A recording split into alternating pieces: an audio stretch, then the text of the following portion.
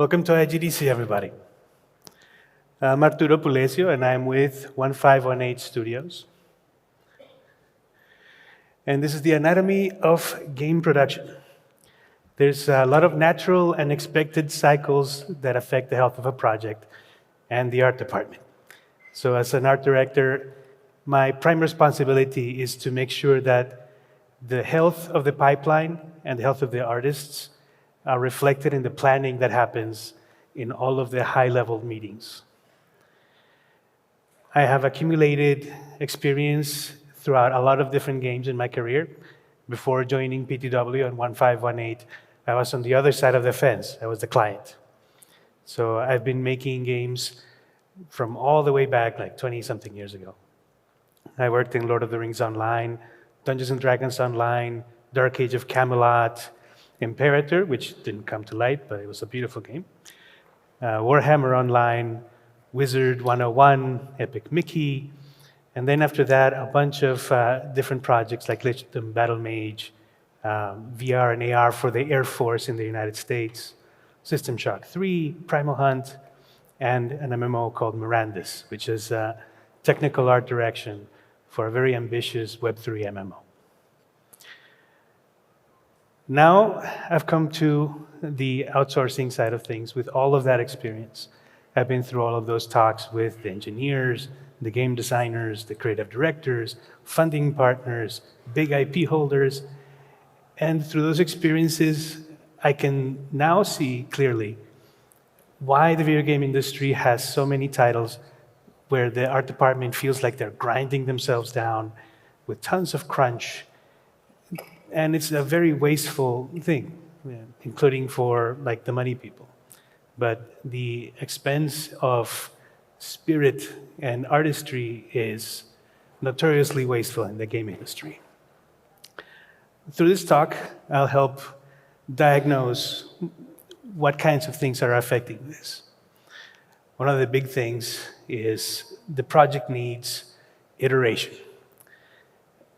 And the departments need commitment. So engineers and artists, they need for the needs to be stable so that they can actually commit to making the change. But people on the design side and on the business side need to not commit completely from the beginning because they need to be able to be flexible and change the recipe. Both sides have very valid points that sound the same, but they're in opposite sides of the same coin. For example, for the project needs of the game designers and business people, they'll say, game development is a complex process, so we can't really commit to everything 100%. We need to be able to change it. On the side of the department that makes art and engineering, we'll say something similar, but with a different tone. Game development is a complex process, so we need to lock everything down. There's so many ways of doing something. We need to be able to reach the actual output, not be changing it all the time. On the project iteration side, games involve multiple stages from concept to final release. So chill out, just go with it and iterate. But on the other side of the coin, game development involves multiple stages from concept to final release. So if we keep changing everything, we won't be able to mature the ideas or the content as we need to. We'll end up having to make everything on the first try, a home run, Da Vinci's every day, or else we won't make it in time.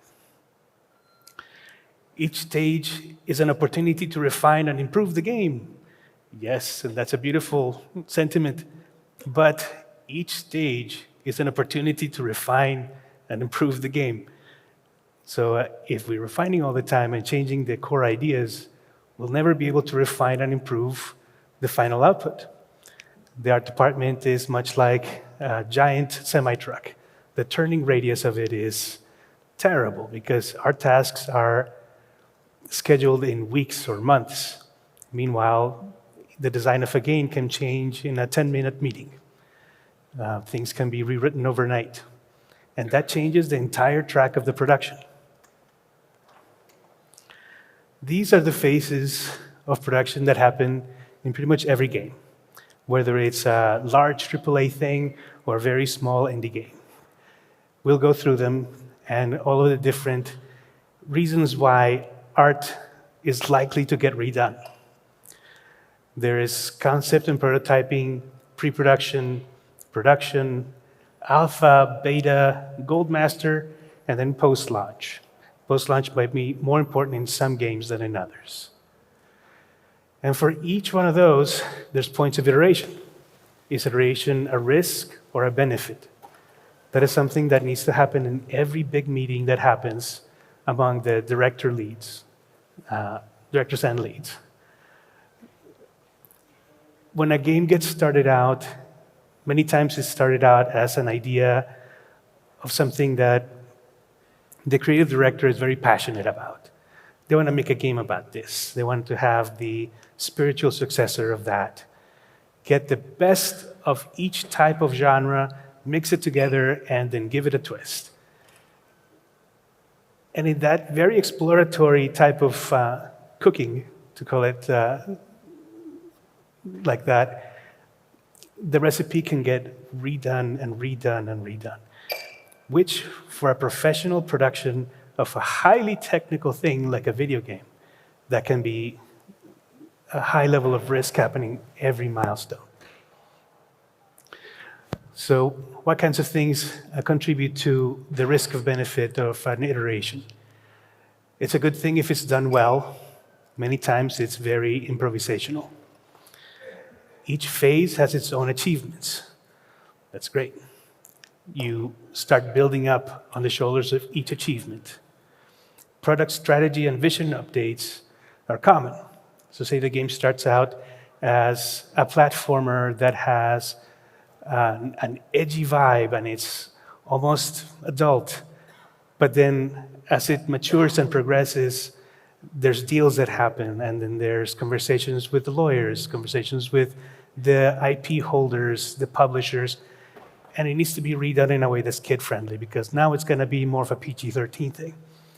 That requires the art to be redone, the combat to be toned down, the VFX to be iterated on. Is it going to launch in countries where blood is not something that to be shown? Should there be combat at all now that we're thinking about it as a child-friendly game? The art department can feel very resentful if this is not handled in a way that they can see the benefit of this iteration. Something that's very common in the game industry is that the art department see this as the upper tiers changing their mind too much or not knowing really what they're going for. And it's because they're blind to all of these really big reasons why that change was necessary. Through this, I'm hoping that I can give you guys an insight into what happens in all of those big meetings where these crazy decisions happen.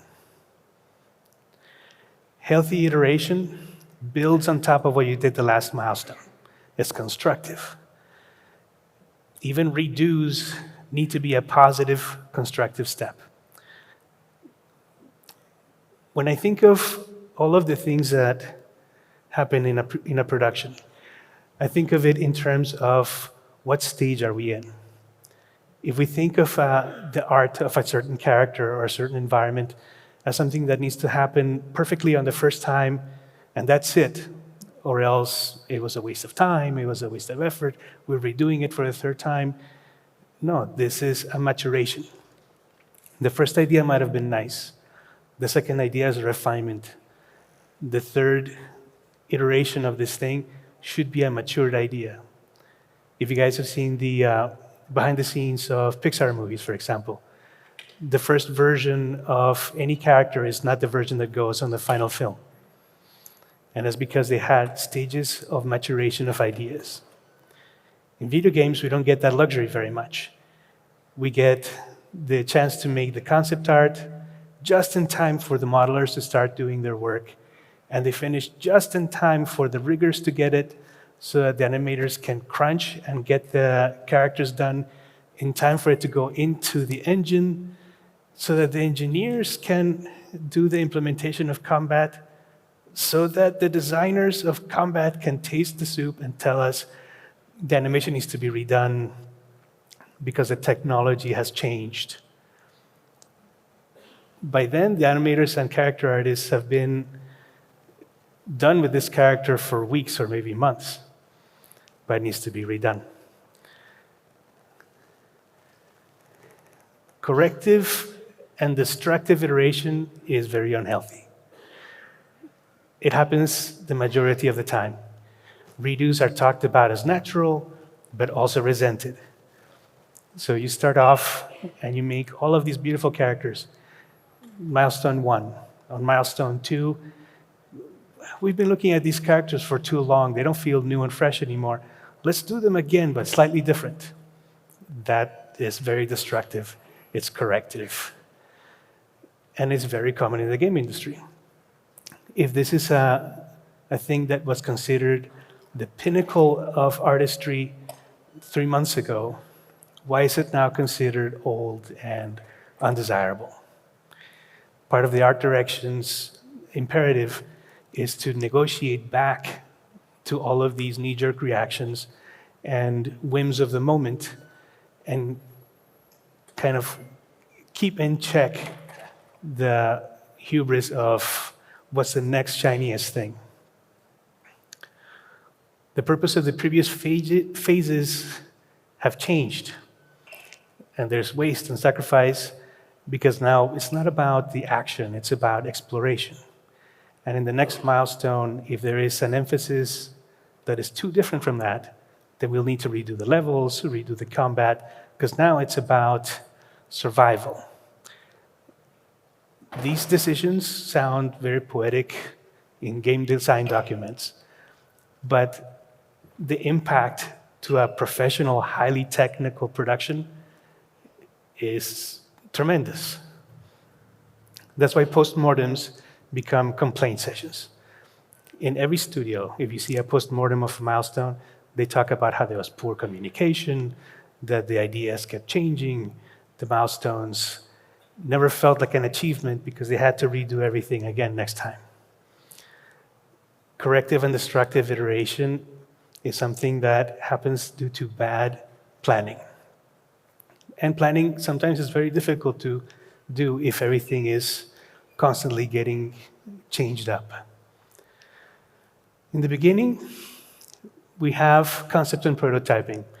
If you notice, there's a percentage of time that I've assigned to each one of them. That's more or less what happens in every game studio. 10% of the 100% of your time goes into concept and prototyping. Right before that's finished is when you have your investment pitch. You have your game design document and some concept art that's been made. Maybe there's some engineering work that's been done for a prototype. And that's how you go to the negotiating table and you get your investment. After that, 20% goes into pre-production. That's when the art starts to become a thing. You start hiring all your artists. Your engineers start to solidify their architecture. But the redos that happen within concept and prototyping affect the outcome of that. Art direction at this point is very fluid. Is it going to be stylized? Is it going to be kind of scary? Is it going to be cute? That might be something that's iterated a lot. How colorful it's going to be. There's writing changes. If the lore of the game changes, the art is going to change naturally as well. But right now we're at 10% of the whole lifespan of the production. So, pie in the sky, everything's happy.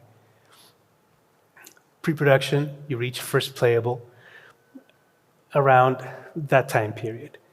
You have to have something that is playable, testable, and you taste the soup for the first time to see if it's actually fun to swing your sword, to shoot your arrow, and have it be playable on a multiplayer situation. The architecture that is prototyped in concept and prototyping is now really put to the test. But with that comes engineering changes. So now we need to make sure that the characters are made with one material, not 6. The bones need to be reduced to 52. The animators were having a lot of fun with it, and they had 85. That's not performant because we're multiplayer. All of these things start to affect it, along with art direction, where maybe the amount of details are brought down because we're going to be a bit more sculptural, a bit more abstract than the initial concept art. This happens a lot.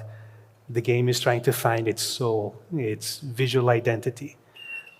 And around that time is when a lot of comparables are brought into play. Oh, this game kind of looks too much like Dishonored. This game kind of looks too much like League of Legends. We need to differentiate ourselves. So the concept artists go back and they change everything. Still natural, unexpected. If the artists are thinking in terms of artisans, I'm crafting something beautiful, and I have to put it aside. I craft something beautiful again and put it aside. They're going to start accumulating frustration. But if they see it as steps in searching out the soul of the game, then they don't see that as wasted work. They see it as iterations of maturation of ideas. Putting it in this perspective is not something that happens naturally in a group. It has to be part of the culture that you create. There's going to be different personalities in the art department. Some of them are very meticulous. Some of them are very loose. Many of them will decide that they don't agree with what the engineering department says.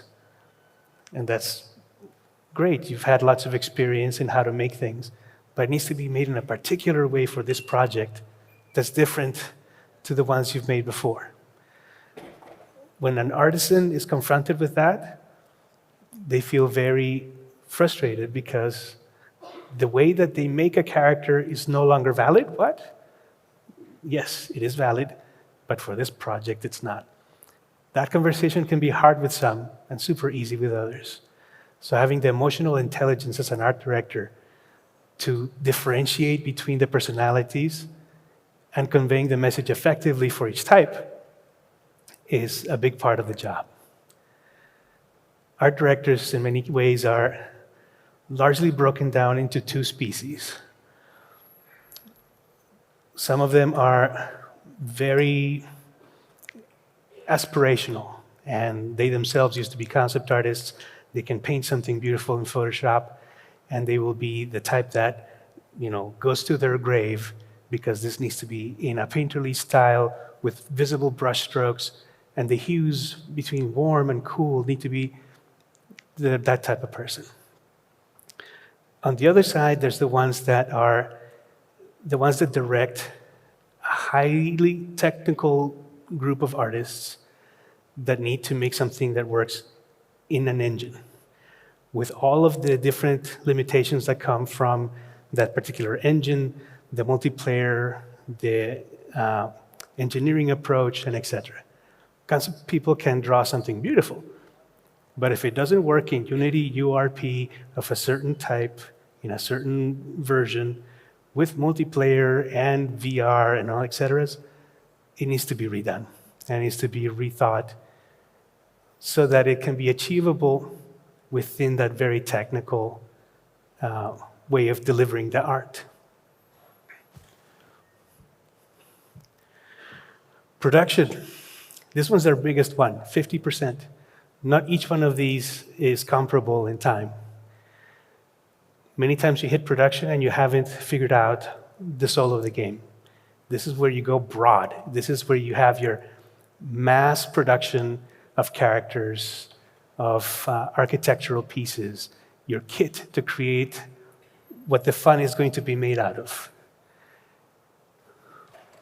Code exception, cannot proceed.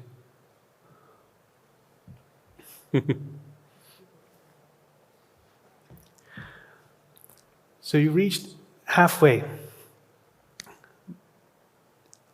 If you think of it as 50% plus 20 plus 10, That's 80% of the time that you have to make this whole game. Before you finish that 50% of production, you have to hit something representative of final. That's usually when there's that very crucial milestone where you have to show the IP holder and the publisher that you can actually do this thing. They've been putting so much money into this. What is the result? The artists might not be ready with polish yet, but need to give the impression of polish so that the milestones can keep getting paid. Initially, as an artist, I was completely unaware of this. I just knew that I was going to work, and as long as I didn't screw up, everything would be fine. But the upper tiers need to keep the company's coffers filled. They need to keep confidence. They need to make sure that the portfolio that the investor is trying to accumulate for the final quarter of the year feels like it's going to be a success. That's why there's a lot of these special show milestones that need to happen. And it drives the whole team crazy. But it's a necessary, natural, and expected part of game development. If you don't show in October that things are going to look amazing and feel amazing, then the project might be in danger.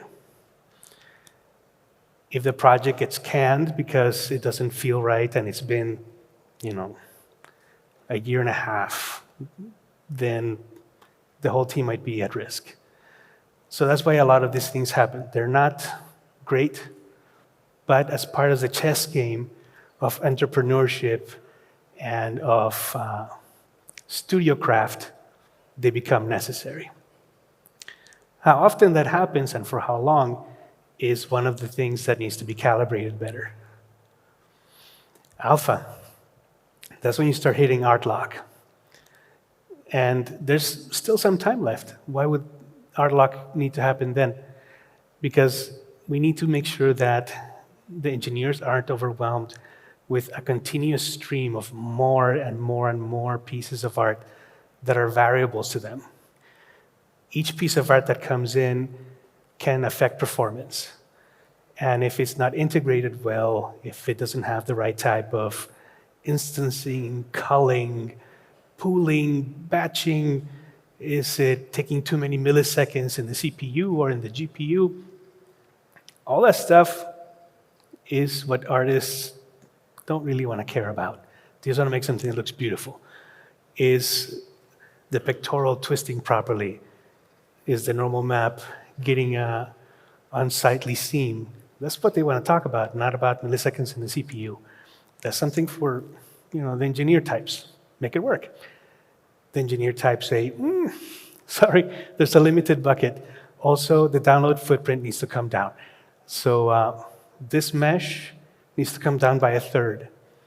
And you have 8 materials. Yeah, but it's a very modular character. You need to change the helmet and the shirt separately and all these things. Yeah, we need to talk with the designers.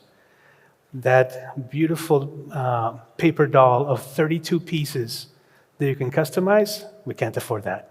We tried it. It needs to be 6 now. And all of that with one material. What? So then we go with the tech artists. Tech art, how do we do this? And they figure out a way to merge the meshes at real time, skin them to the skeleton at real time, composite all the different pieces of textures into one texture sheet at runtime. And that creates an art that you can't really preview until you're playing the game. It's going to be very performant, but tremendously intuitive to the artist to check their work. That's when the artisans start to fall back into the pack because they can no longer check their work in engine. It's hard for them to learn all of these things where they spawn different pieces into the character. Can I just look at it? Sorry, you have to be able to test your work as it is in the engine during play, or else it's not going to be performant. Highly technical, professional production. At this stage, there's rating talks, investor portfolio talks, performance talks, trade events. Alpha is when you start showing off, and that gives you a sense of prestige among the industry. Oh, these guys, Bungie's coming up with this new game. This is around the time where they start showing off. Beta, polish lock. What does that mean? When you're done with alpha, is what they call content lock. So the art has been locked. How you use the art is now locked as well. You can't suddenly say, oh, there's going to be hordes of zombies. There's going to be 30 of them on screen, when that wasn't the case before. That affects tremendously the frame rate, the gameplay, all of those decisions. If they happen now, the team goes into serious crunch. So polish lock at this point is when you stop adding all the decals, you stop adding the extra animations, you stop adding the extra VFX, and the engineers can go into finally just mitigating risks and hitting all their bugs. If the character artists put 3 more characters in, they're going to have a headache that's not going to go away for the next 3 weeks. So QA comes deeply into this as well. QA needs for the art department to just freaking stop adding things all the time. There's a new castle? What? The concept art has changed. The collision is different. I can fall through the world again. We had fixed this last week. So notice this is only 5% of the amount of time. And then you reach Gold Master. This time at beta, you get lots of player feedback because the game finally is at a place where it's playable, highly testable, and the players aren't happy with the economy. The art can be beautiful, but the economy is broken. The progression curves are off. There's modular variants. Before, 6 pieces were okay. The engineers had their say. The creative director said, fine, 6 pieces, but it's just not exciting enough. Let's add 2 more.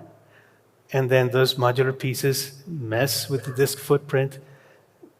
The whole thing goes into flux yet again. And look how close we are to launch. Investor updates. There's been a deal. And now we have to make sure that this new partner is happy with us. They don't like this kind of thing that we've been doing, so we're going to twist it a little bit. And that happens so much in video games. Very conducive to reducing the art department. Goldmaster, you still redoing stuff? We're almost out. Goldmaster is where you have no more changes, no more additions. QA is putting their foot down. Oh my God. But there's still changes being made. This happens in every video game, whether it's a big, expensive game or not. There's marketing hits that need to happen. Is the lighting final? Are people going to... Do you guys remember Puddlegate? There was a Spider-Man game, and the players out there were comparing the way the puddles looked before launch and after launch. That's how close they get to the pixels. And they jeer and they get very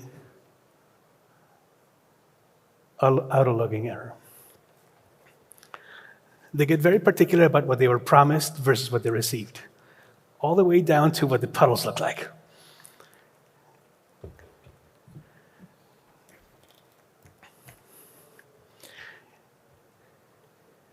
Thank you. There's a heavy focus on optimization, challenges in performance, disk footprint. This is supposed to happen on the Switch, and we're over by half a gig. We need to fix this. So compression on textures happen. Some of the things might not look as nice. We need to really bring down how many bones, and look where we are. We'll fix it in DLC. That's what always happens, right? So we're not going to do the snow level anymore. It's still not performant. It doesn't look quite right with the shaders. Let's punt on that snow level and we'll add it in DLC. That happens a lot. Sometimes it gets cut completely. And there were 9 months of development put into that. The art department can get very unhappy about that. They put a lot of effort into it. They missed their kid's birthday. Their wife got mad at them because they're never home, and now it's getting cut. If this is not something that's handled with compassion and with emotional intelligence, then the team is going to go into constant states of what the producers call storming. When there is discontent in the new decisions because the team really bought into it heart and soul, into what the game was supposed to be 6 months ago. But now it's different and they don't like it anymore, but they're being told it has to be this way now. That's one way that storming shows up. Another one is on methods. We were told that it was safe for us to deliver this content in this way, and now everybody says that it's a failure. It's not performing properly and needs to be redone yet again. They're storming because of that. Or whatever other reasons in these loops where things get redone. So what do we do? It's not clicking, sorry.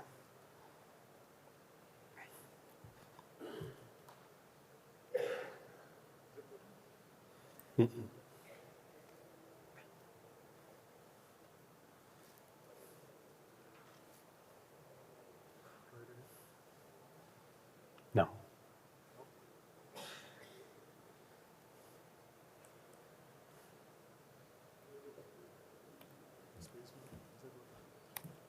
No. Bugs.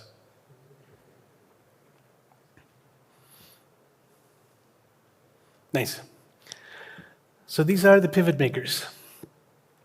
Feedback from playtesting, the player's feedback lead to design changes. Design changes lead to art changes.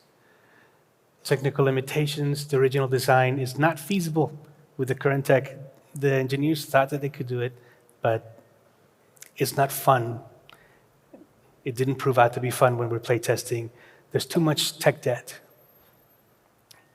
Budgetary constraints, the project overruns, leading to feature cuts. So it was supposed to be fun. We have 3 months left, and we haven't found it yet. So let's stop talking about weapon customization, because it's just not going to work out. You just find weapons, and that's it. Everybody's really disappointed, but the players won't know what they're missing because they haven't heard about it yet, hopefully. A lot of decisions for cutting happen that way. There's a shift in market trends. Nobody wants MMOs anymore. That happened at one point. So many people got into the MMO trend in the early 2000s, and then it finally stopped. The way that fighting games were really popular in the 90s, not popular anymore. Before it was RPGs or platformers. There's these fashions that fall out, and when the MOBAs went away and MMOs came back for a little while, every MOBA got turned into an MMO.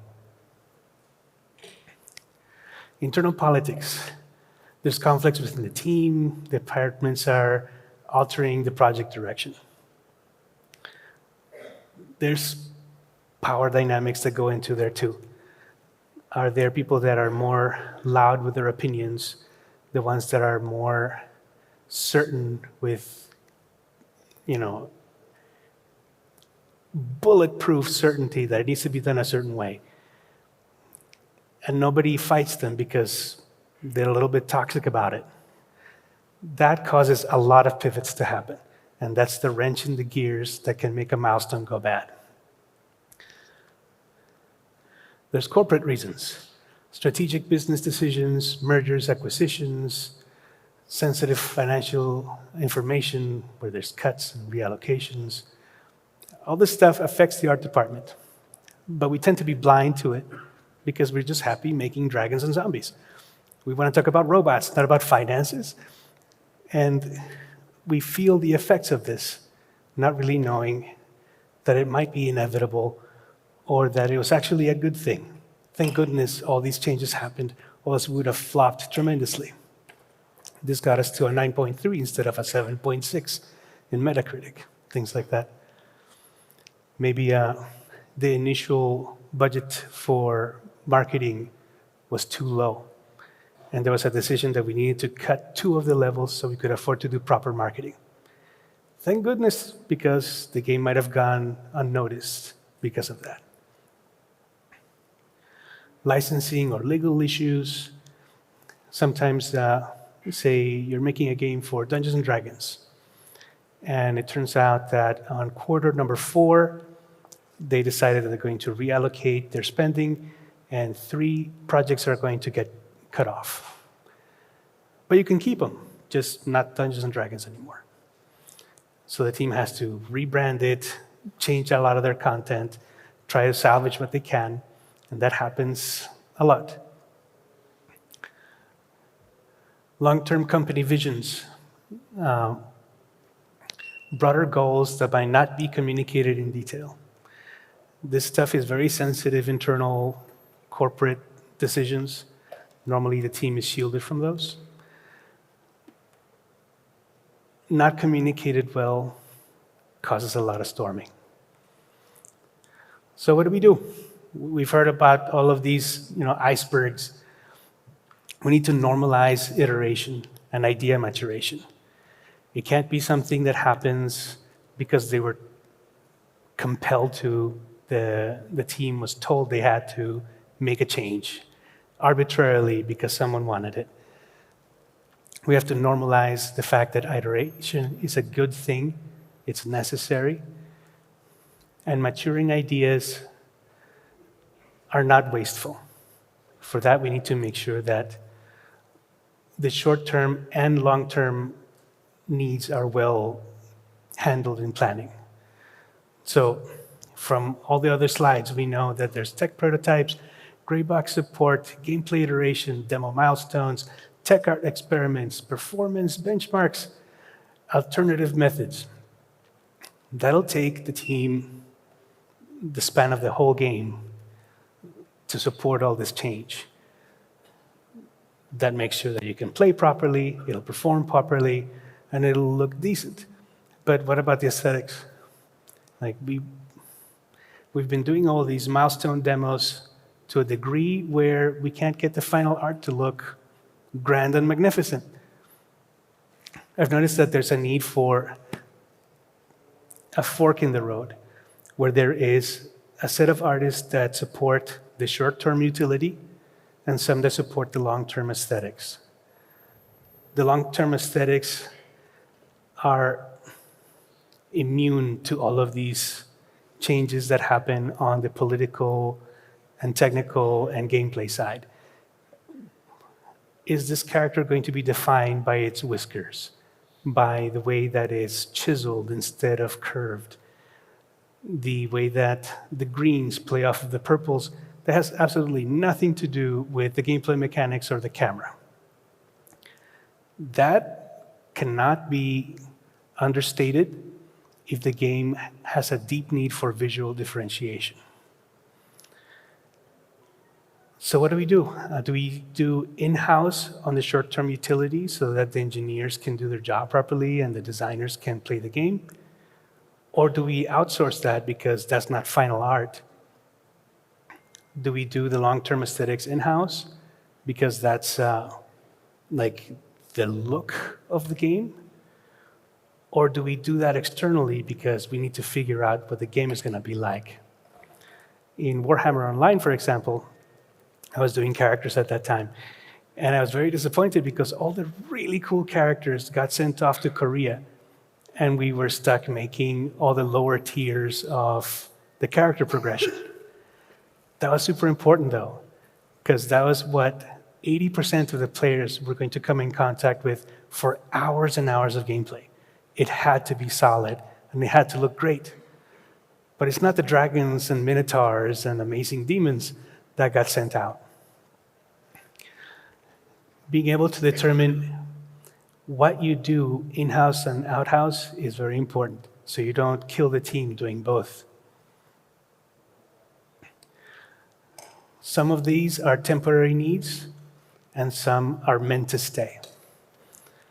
If we don't consider the milestones as something that has phases of pre-production, production, alpha, beta, and we say it's natural, expected, and okay for there to be a maturation period, then people are going to start finding it really hard.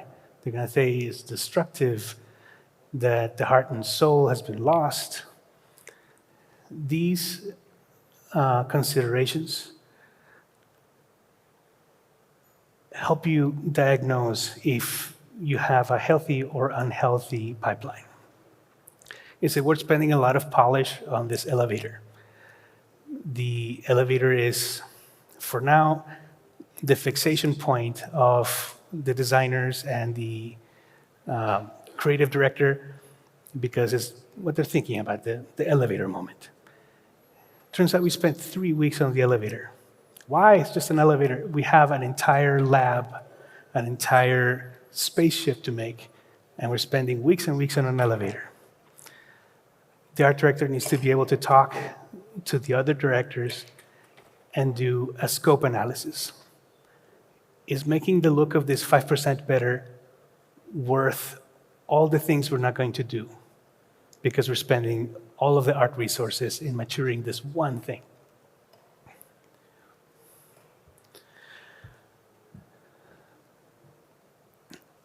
Gauging all of these things allows you to do design thinking. So ahead of time, you know that the milestone 6 is devoted to the maturation of environment art. The environment art was labeled as mid-tier maturation. It was sent out to outsourcing for a look dev, but it's not considered final. That is how you keep things from storming, because you know it's not meant to be final.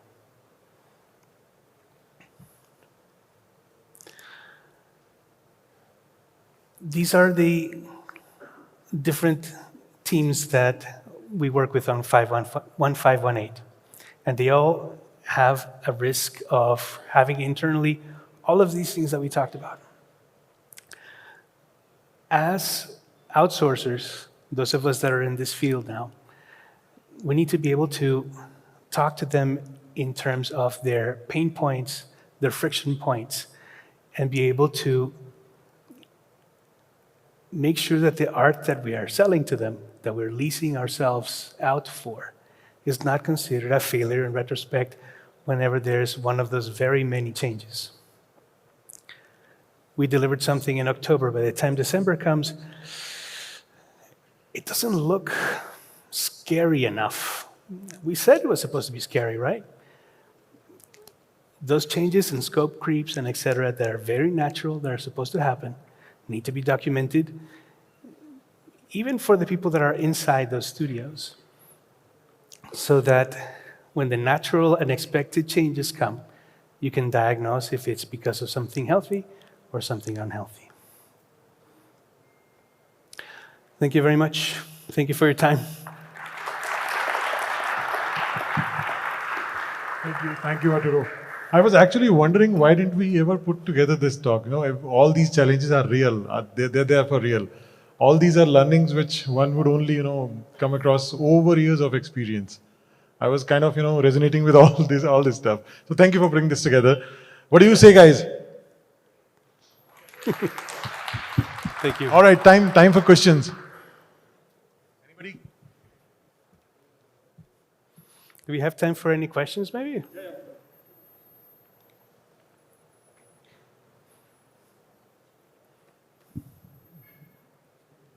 Hi, sir. Hello. So, since you said that the art team has so many, it has to handle such a pressure in different decision makings and is impacted so much, is there a way to make this better in the future of game production and the industry?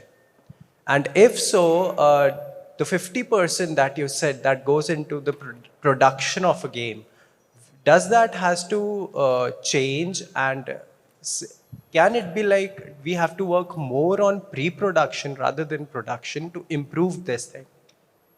Yes. So the solution to this is design thinking planning.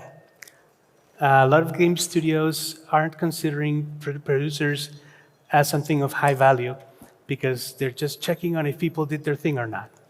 No, that's not the proper way of using producers. Producers are the ones that help us create a schedule ahead of time. And we know that by October, we need to have art lock.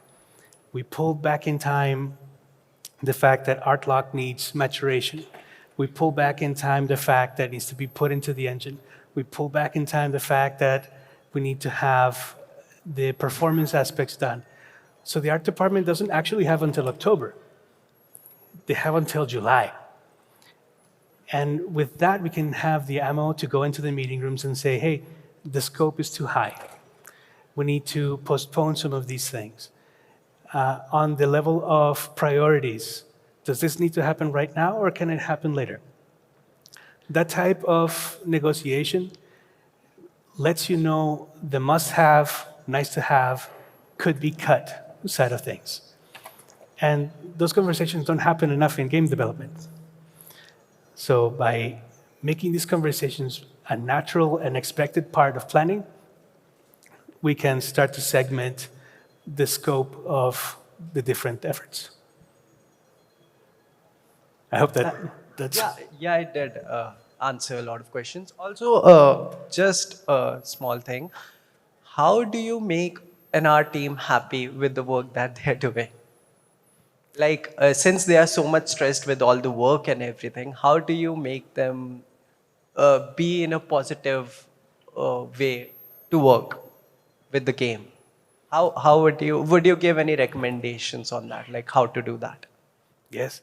Well, the emphasis on their achievements, the things that they were able to make it different this time versus before, make sure that it feels that it was done for a good reason and that it's highly appreciated. Because they do their best to... Sorry, this alarm is going off. Is that our timer? Whenever they change things, they've been already married to how it was supposed to be. And now they have to remarry themselves to the new version and to the new version. If it feels like it's growth, like, you know, your puppy, he's not suddenly not your puppy because he's larger now. And now that he's bigger and muscular and his fur is all out, it doesn't mean that it's not the puppy you used to love. It's a growth process. If they're allowed to think that each stage is a precious, perfect thing that had to be protected and has now been betrayed, they're going to be unhappy. But if you celebrate every step of growth that they have along the way, then they're going to be feeling fulfilled and appreciated. Thank you.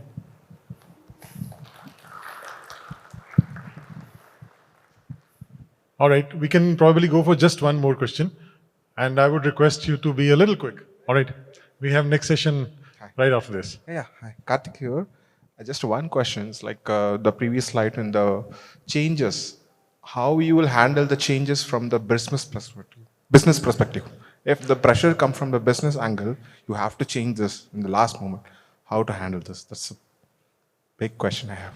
Yeah. So when it comes to business reasons, that is affecting the way that the market is going to accept the game, how it's going to be monetized, all these things. If it's an inevitable thing for the project to get launched, then the art department goes into it with an act of love and kindness of trimming the hedges.